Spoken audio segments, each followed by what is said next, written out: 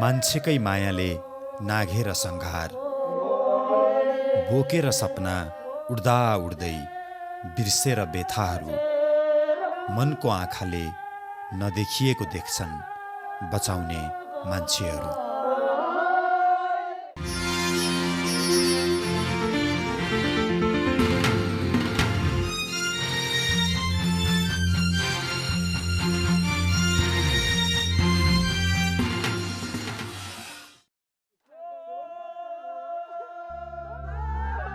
चुम भ्यालीका चुम्बा दावाको स्कुल सपना।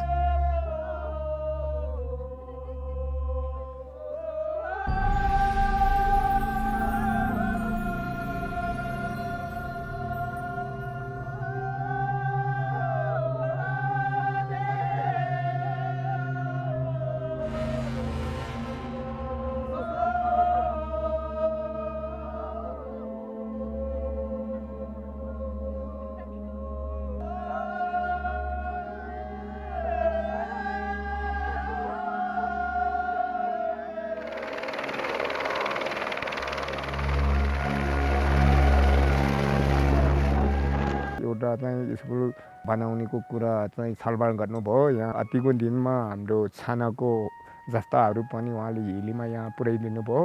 धेरै धेरै खुसी भएको छ। यो भविष्यको लागि हाम्रो शिक्षा पनि यो चुम्बेलीभित्र चाहिँ हामी त बिग्रियो अब सानो बालबच्चाहरूलाई नबिग्रोस् भन्नेको एउटा हाम्रो चाहना छ। अब त स्कुल बन्ला जस्तो छ। अब यति भने सचेत भइसकेपछि त दावाले नि नबनाउने त सुकै छैन नि।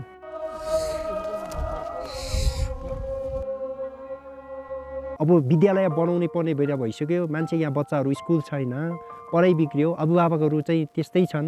उनीहरूको घरलाई बाहेक आफ्नो घर भत्किरहेछ भने स्कुलमा त्यति फोकस गर्ने कुरा पनि भएन। त्यस कारणले मैले चाहिँ हेलिकप्टरबाट ल्याएको हुँ। भुइँचालो जाँदा ठ्याक्कै यो चुम्चेता छेकम्पारको भिरालोमा थियो। म विदेशीहरू लिएर जाँदै थिएँ। एकैचोटि वर्णन दन्किन थालेँ, अनि बुढाबुढी रुन थालेँ।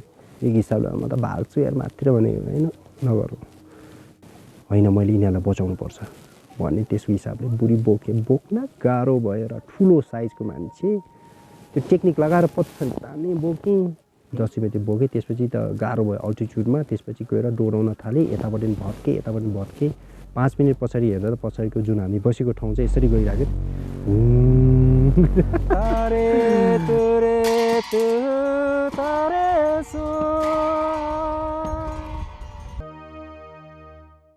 उड्दा उड्दै क्याप्टेन हिरो।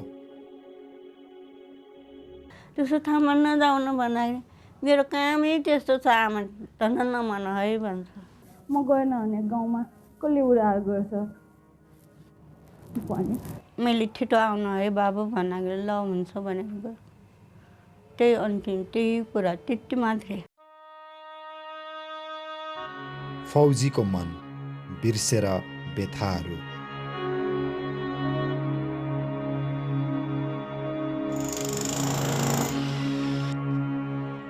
भुइँचालोले आफैलाई दिएको पीर बिर्सेर उद्धारमा खटिएका सशस्त्र प्रहरीका जवान कपिल कार्कीलाई खोज्दै हामी नेपाल र चीनको सिमानाका सिन्धुपाल्चोकको तातोपानी पुग्यौं।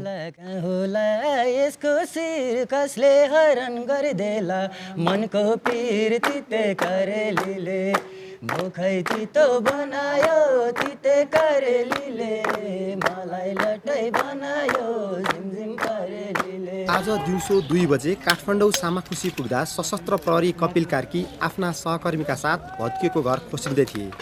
कोहीलाई जीवितै भेटिन्छ कि भन्ने आश उनमा थियो। तर सिन्धुपाल्चोकमा रहेको उनको आफ्नो घरको हालत पनि यस्तै छ। मेरो चाहिँ घर परिवारमा अब भाउजू छोरा बित्दा पनि अब यहाँ खटिरहेको अवस्था छ। तपाईँको आफ्नै छोरा बित्नु भएको? मेरो आफ्नै छोरा बितेको। कत्रो हुनुहुन्थ्यो? मेरो 6 महिनाको। आफ्नो दुःख थियो। अब त्यो बच्चा रेस्क्यु गर्दा चाहिँ जे होस् आफ्नै छोरालाई निकालेको जस्तो, आफ्नै बच्चा निकालेको जस्तो लाग्यो। मान्छेको माया छोरीलाई चिठी। भुइँचालोको बेला तिमी 14 महिनाकी मात्रै थियौ अनि हामी तिम्रो बाआमा तिमीसँग थिएनौ।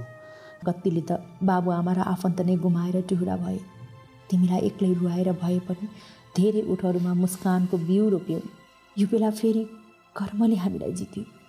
सिन्धुपाल्चोक पिपल डाँडामा चर्पी बनायौँ। नुवाकोटको खरपौवामा 40वटा चर्पी र एउटा स्कुल बनायौँ। सरकारी मान्छे रातो स्टिकर बोकेर आउँदा हामीले नयाँ स्कुल बनाइसकेका थियौँ। उनीहरू त छक्कै परे। राहतका सामान बोकेर केही हप्ताभित्रै हामी 11 जिल्ला पो पुगेछौँ। विद्यालयको 7 कोठे भवन बनाउँदा होस् या कापी कलम पाइसकेपछिको केटाकेटीको अनुहारमा हामीले तिमी नै देख्यौँ। गाउँकी बुहारी नाघेर सङ्घार। जिरीमा हामीले रश्मिला राईलाई भेट्यौँ। गाउँका मान्छेले राहत र सहयोग आएको कुरा उनी मार्फत थाहा पाउँदा रहेछन्। गाउँघरको अब महिलाहरूले गाउँघरको मान्छेहरूले बुझ्दैनन् होइन, जसले अब भूकम्प पीडितहरूलाई यसरी हामीले सानो राहत ल्याएका छौँ है भनेर उहाँहरूले अब यसरी हाम्रो चाहिँ यसरी रश्मिला बहिनी हुनुहुन्छ है, उहाँले भन्नुहुन्छ जो पीडितहरू हुनुहुन्छ उहाँहरू सबैलाई खबर गर्ने काम मैले गर्छु।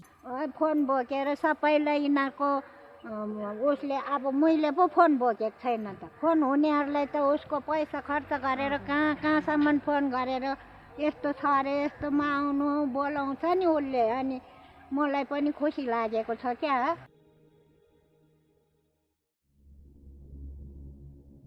अस्पतालको आँगनमा एउटा फरक मान्छे। अस्पतालमा लगभग 12वटा बिल्डिङ थियो, त्यसमा 2वटा बिल्डिङ बाहेक अरू सबैमा क्षति भएको थियो। यो भुइँचालो पछि चाहिँ सबै सेवा पालमा दिइरहेको थियौँ। अध्यक्षज्यूको कारणले गर्दाखेरि उहाँ आफै अघि सरेर पैसा नभएको बेला नि उधारो सुधारो काम गरेर भयो नि अहिले चाहिँ सबै घरमा फर्क्यौँ र भुइँचालो आएको जस्तै छैन। बर्खाको टाइम थियो, एकदम एक दिन म कस्तो नराम्रो लाग्यो भने टेन्टभित्र बिरामी हेर्नु गएँ के छ अवस्था भनेर।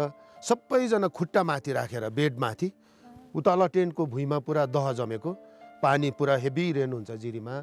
अनि एकदम बैराग लागेर भोलिदेखि अब कसरी बिरामीलाई घरभित्र सिफ्ट गर्ने होला भन्ने चिन्ता भयो र बचेको घरहरूमा हामीले बिस्तारै सिफ्ट गर्दै गयौँ र छिटो छिटो त्यो भत्केको घरको काठहरू लगेर परको अर्को त्यो बिरामी राख्ने घरलाई हामीले छिटो मेन्टेन गरेर बिरामीलाई फेरि आरामसँग चाहिँ हामीले घरभित्र सार्यौँ। कतिसम्म गऱ्यौँ भने भुइँचालो गइरहेछ हेर्नुहोस्, 2जना सुकेरी आमाहरू आउनुभयो, मैले प्रसङ्गवश जोडेँ।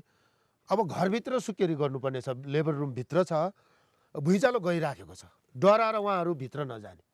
सिस्टरहरूले पर्दा टाँगेर चौरमा डेलिभरी गराइदिनु भयो 2जना आमाहरूको। त्यो सबैले हामीलाई जाँगर त झन् थप्दै लग्यो।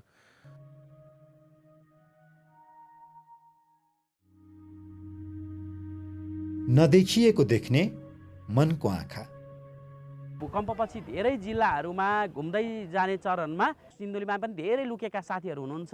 उहाँहरूको लागि केही गरौँ भनिसकेपछि अनि हामी तपाईँहरूलाई के सहयोग गर्न सक्छौँ, तपाईँहरूको आवश्यकताहरू के हो कस्तो हो भनेर बुझ्न आएको। हामीसँग सेतो छडी पनि छ, कोही दृष्टिबिन हुनुहुन्छ भने हामी सेतो छडीहरू पनि प्रदान गर्छौँ। अनि कोही शारीरिक अपाङ्ग हुनुहुन्छ जसलाई हेनिस्टिक चाहिएको छ भने हामीसँग केही हेनिस्टिक पनि छ। त्यस्तै बैशाखीहरू पनि छ, हामीले त्यो पनि तपाईँलाई दिन सक्छौँ र व्हिलचेयरहरू पनि छ। अरूको सेवा गर्दै ठिक हुन्छ, कता के भएछ सबै त्यो बुझ्दै। मलाई त सबभन्दा अरूहरूको यो नसक्ने मान्छेलाई गर्नुभएको सेवाले नि मलाई साह्रै खुसी दिन्छ।